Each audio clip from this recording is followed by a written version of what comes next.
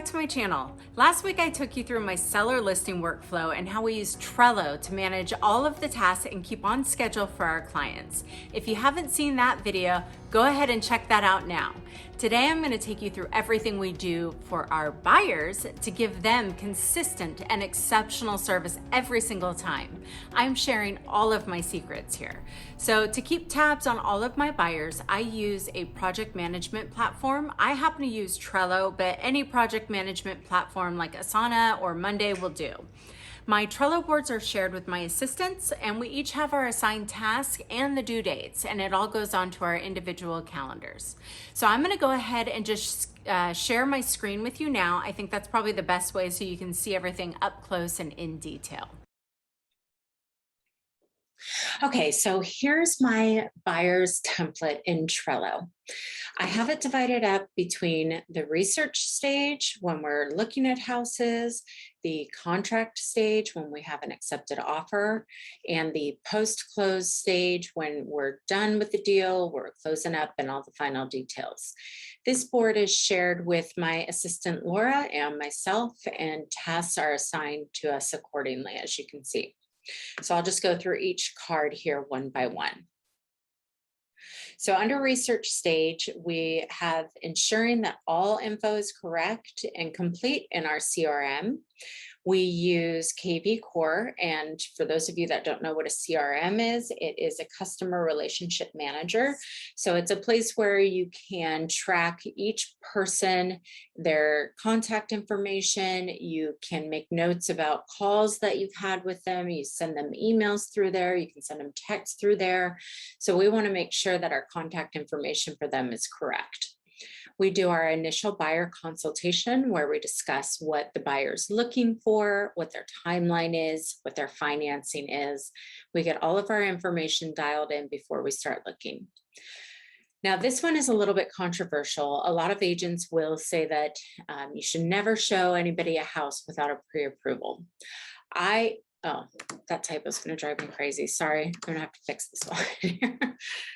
I don't believe that. I think that doing the first showing without a pre-approval is absolutely fine. In fact, it's perfect to build rapport and show the customer that you're committed to them and their success, not just their money.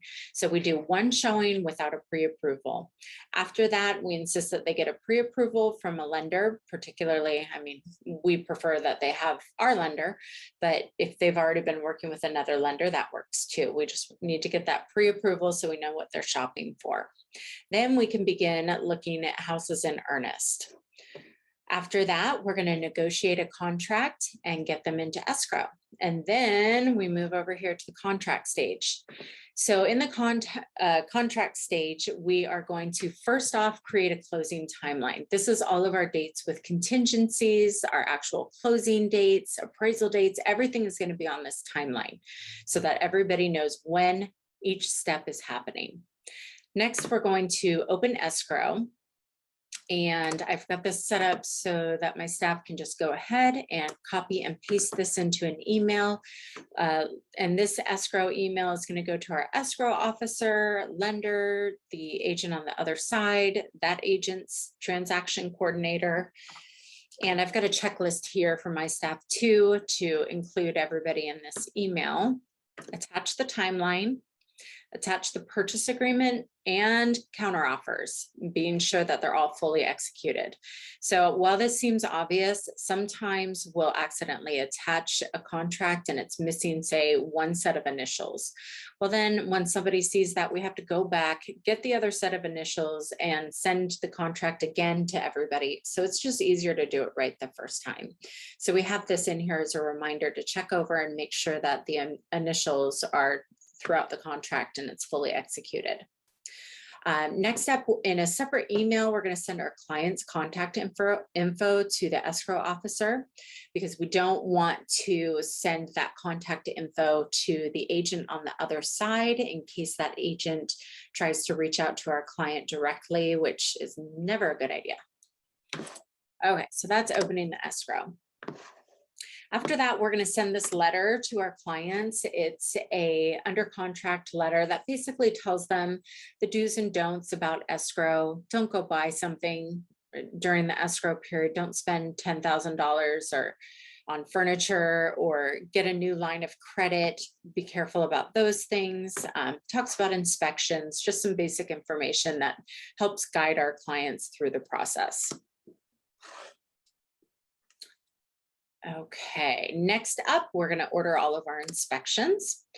We've got some more information in here for the staff. So this is another email that they can just copy and paste that says who the inspector is, reminds the staff to put the times in there, the prices. And this is a checklist that we use in our area for, oh shit, another typo. How do I not see these things until I'm in here? Okay, so we do a home inspection, roof inspection, well inspection, septic, and pest inspection. If there's any others, we'll add it onto this list and make note of what time and day it is. We can put that here. All right, after ordering the inspections, we're going to do a pending post for all of our social media channels. So it's going to go on Instagram, my business Facebook, personal Facebook, our office company Facebook page, Google My Business, so that everybody knows that we are pending and that we've been super helpful for some clients in getting a new home. We are going to confirm the appraisal due date with the lender. So in our area, our biggest hangup on closing on time has been appraisals. Oftentimes they're booked really far out. We're kind of in a rural area, so it's more difficult to get appraisers to pick up the appraisals in our area. So we always want to check with the lender, make sure that they order the appraisal as soon as we're in contract, and we want to find out when that appraisal is due back to the lender. During the inspections, we complete our AVID. This is the agent visual inspection disclosure. So we're going through and just making note of anything that's super obvious. Say there's a big dent in a wall. Then when the buyers move in and they're like, oh, we didn't know about this dent, we can go back and say, no, we did have that on this disclosure. That was here already. The sellers didn't do that. So that one's not their fault. So this kind of relieves everybody of some liability by doing that. We will receive the disclosures from the seller's agent and get those signed off by the buyers, make sure that there's no issues in those. We will then, once we've got the disclosures from the sellers and we've got all of the inspections back, we're going to request any repairs that need to be made. If something wasn't visibly obvious when we wrote the offer, we may want to credit for that or to have it repaired. Once we've agreed on this request for repair, we move on to ordering the closing gift. We always like to get a little thank you for our clients. They put so much trust and faith in us, and we don't take it lightly. We know there's literally 10,000 agents in our area, and we appreciate so much when they choose us. So we want to let them know how much we appreciate and care about them. So we order that closing gift as soon as we've got the repairs negotiated, and we know that the offer is going to go through and the escrow is going to close. Within 5 days of closing, we do a final walkthrough with our clients and let them make sure that nothing has changed. The sellers didn't remove the stove, for example, right before closing, or leave a bunch of garbage. We just make sure everything's the way it's supposed to be before we close. After that, we're going to have the signing at the title company, or in COVID era now, we generally don't sign at the title company. It's usually with a mobile notary. But we have the signing done, and then we remind our client to switch all of the utilities over. So we provide them a list of all the utility providers, and it's just a little something extra that makes the transition to a new home easier for our buyers. After the escrow has closed, the very first thing we do is obviously give them the keys and their closing gift.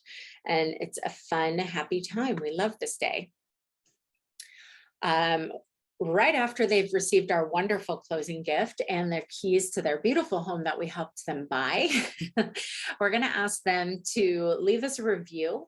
And if we click in here, you'll see we have the links right here so that the staff can just go ahead and copy and paste these into a text or an email to the client. Makes it really easy to ask for a review. This is so important, you guys. This is, having reviews on these different platforms on Facebook, Zillow, and Google is just so critical. In our day and age, we all look for reviews before deciding on a service. And this is a huge purchase or sale when somebody's dealing with real estate. So they're going to really want to know that they're working with a quality agent. So it's really important to get all of these reviews. We also do a just sold post to let everybody know how helpful we've been for our clients. And again, we post those to all these same channels. We will add the sale to our tracking spreadsheet. So this is just a spreadsheet where we talk about the sources of the business, the gross income on it, the net income on it, our sales volume to date. We like to keep track of the numbers. We also make sure that the sale has been added to Zillow. Usually this is automated and Zillow just automatically applies the sale to your profile. However, I would say about 10, 15, 20% of the time, they don't automatically do it and we need to manually do it.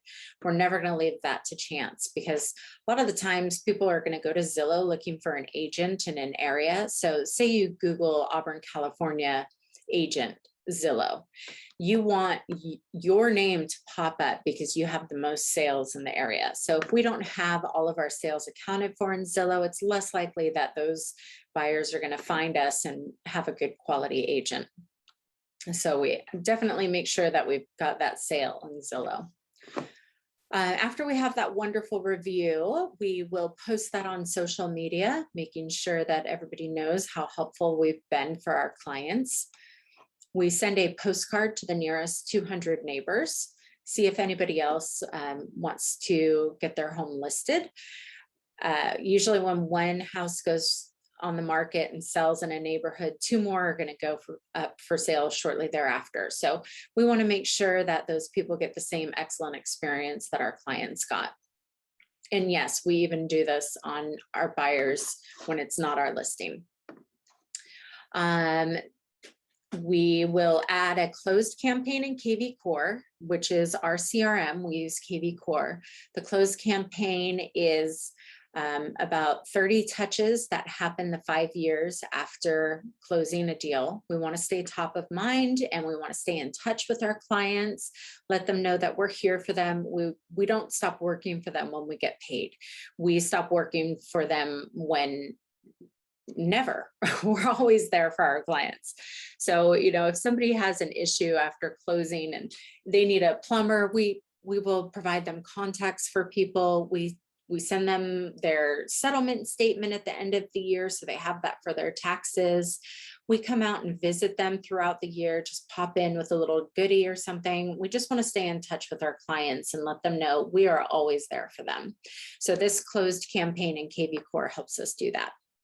The last thing we do is a just sold calling campaign. So we do prospecting calls to the nearest 500 houses and we call around whatever house sold, we'll call around that to those 500 houses just saying, hi, we just sold our house on 123 Main Street here, and we just are checking with all the neighbors to see if there's anybody else that we might be able to help out. Who do you know that's thinking about selling in your neighborhood? And we generally will generate another listing off of that.